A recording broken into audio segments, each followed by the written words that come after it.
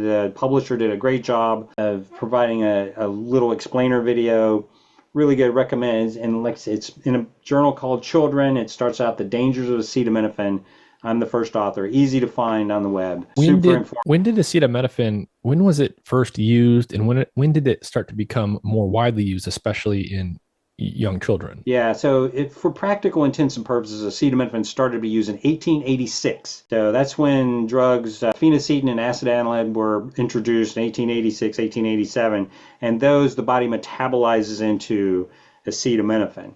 So, and then, of course, autism was first described in the 20s and again in the 40s. But what really kicked it off was in about 1982, 83, when the medical community began to understand that aspirin may be associated with Reye syndrome. So we switched away from aspirin, went over to acetaminophen, because tragically studies in the 1960s and 1970s treating babies as just small adults, only looking at liver function, had decided that basically acetaminophen is safe for babies. And then so there was some thinking in the early 80s that aspirin might be causing issues when you gave it to young children, and therefore we should use something else.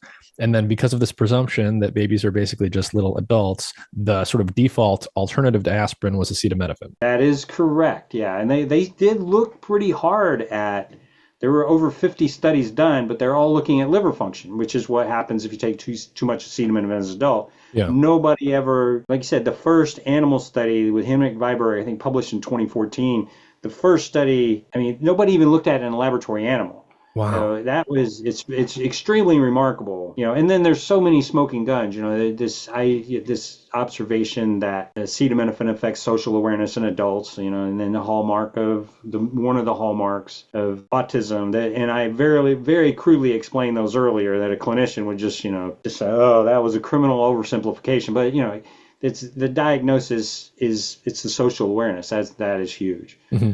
So just summarize for people, like what would you say the strongest pieces of evidence are that acetaminophen is involved in the development of autism? So, I've never been asked that question. And that's interesting. So we always say, well, no one piece of evidence by itself is worth really anything. There's probably 5 explanations for any one piece of evidence. There's great studies down in South America showing that there's no autism down there. And they use the prevalence of Down syndrome as a baseline, which is a really clever way to do it because you can't do a survey in a developing country like that.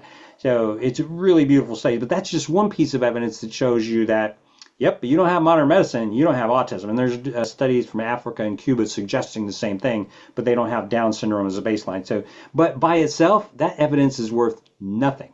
Right? Mm-hmm. It just tells you something is causing autism, and it can't just be changing diagnostic criteria.